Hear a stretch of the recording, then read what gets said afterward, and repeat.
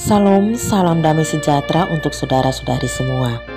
Mari kita siapkan hati untuk mendengar dan merenungkan firman Tuhan. Mari kita berdoa. Bapa di surga, kami rindu mendengar dan merenungkan kebenaran firman-Mu. Bimbinglah hati kami dengan Roh Kudus-Mu, agar kami dapat memahami kehendak-Mu. Di dalam nama Tuhan Yesus kami berdoa. Amin. Firman Tuhan yang menjadi renungan kita terambil dari Matius 27 ayat 34.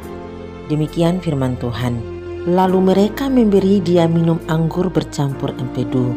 Setelah ia mengecapnya, ia tidak mau meminumnya.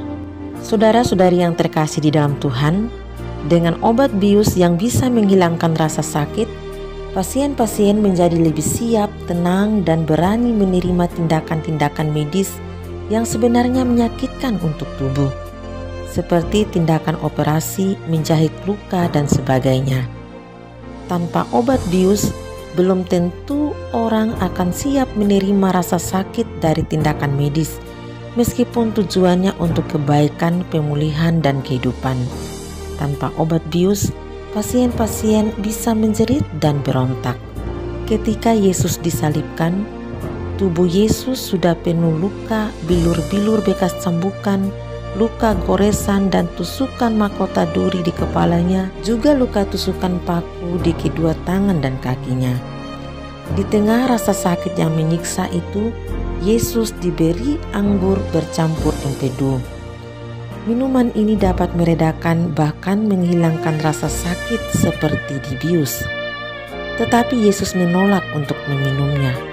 Yesus memilih untuk menanggung semua rasa sakit, nyeri, pedih, dan sengsara itu. Ia menanggung semua hal yang harusnya kita tanggung karena dosa-dosa kita. Yesus paham benar rasa sakit umatnya. Yesus sungguh memahami arti terluka, pedih, dan perih. Bukan saja sakit fisik, tetapi juga perasaan yang terluka, hati yang menangis dan menjerit karena berbagai pergumulan. Tidak seorang pun yang benar-benar paham tentang penderitaan kita, penderitaan fisik, apalagi penderitaan batin. Hanya Tuhan Yesus Kristus, satu-satunya pribadi yang paham 100% tentang apa yang kita alami dan rasakan. Ia Allah yang pernah menjadi manusia dan telah mengalami semua bentuk rasa sakit. Di Via Dolorosa atau di jalan penderitaannya, Yesus diolok, diludahi, dihina, disesah, lalu dibunuh. Yesus mengerti benar perasaan anak-anaknya yang mungkin saat ini sedang bergumul dengan perasaan tidak berharga, rendah diri karena diejek, diolok, atau dibuli. Di Via Dolorosa, jubah yang dipakainya dilepas lalu diundi. Jubah yang memberi rasa nyaman untuk tubuh, jubah bisa menjadi lambang kehormatan seseorang. Tetapi jubah Yesus dilepas. Yesus paham rasanya ditelanjangi. Yesus paham artinya dipermalukan. Yesus sangat memahami perasaan anak-anaknya yang sedang bergumul dengan rasa malu. Ia satu-satunya pribadi yang sanggup dan mau memulihkan harga diri anak-anaknya yang merasa hidupnya penuh aib dan noda. Yesus disalah mengerti dan tidak dipercayai oleh orang banyak. Ia tahu persis dan paham akan rasa tertolak, dikecewakan, dan dikhianati. Yesus dicambuk, dipaku, ditombak demi kita. Ia paham benar pergumulan umatnya yang teraniaya. Dengan penuh kesadaran, Yesus menahan setiap rasa sakit dan kesengsaraan sampai hembusan napas terakhirnya, supaya oleh kuasa darahnya kita dibersihkan, disucikan dari segala aib dan dosa. Kita diampuni dan dipulihkan, supaya dalam kuasa namanya kita tidak tinggal dalam rasa malu, rendah diri, perasaan tidak berharga karena berbagai alasan, tetapi dapat berdiri tegak, melangkah maju dan mengangkat muka untuk bersaksi tentang pemulihan hidup kita. Yesaya 53 ayat 5 mengatakan, tetapi ia tertikam oleh pemberontakan kita, dia diremukkan oleh karena kejahatan kita. Ganjaran yang mendatangkan keselamatan ditimpakan kepadanya, dan oleh bilur-bilurnya kita menjadi sembuh. Saudara-saudariku, Seberat atau sehebat apapun rasa sakit, baik lahir maupun batin kita karena berbagai hal, ingatlah dan pandanglah Yesus yang tersalib untuk kita. Ia tidak menghindari jalan penderitaan agar kita yang percaya padanya dapat siap menghadapi berbagai bentuk penderitaan.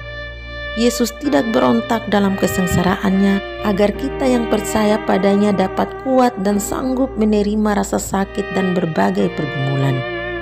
Ia menahan rasa sakit dengan menolak meminum anggur bercampur empedu supaya kita yang percaya padanya dapat berdamai dengan rasa sakit dan mampu melepaskan pengampunan. Yesus benar-benar total menerima dan menanggung semua rasa sakit yang membuat tubuhnya luka, remuk, dan berdarah, supaya kita yang percaya padanya mengalami pemulihan total. Menghadapi rasa sakit atau bentuk penderitaan seperti apapun, ingat, ada Tuhan Yesus yang memperhatikan, memahami, peduli, sanggup, dan berkenan memulihkan kita. Amin. Mari kita berdoa. Bapa di sorga, kami datang lagi di hadapan-Mu mengucap syukur untuk kebenaran firman-Mu. Terima kasih untuk karya-Mu di salib demi keselamatan kami. Bapa di surga, Engkau mengenal kami masing-masing yang sedang bergumul dengan penderitaan karena sakit penyakit.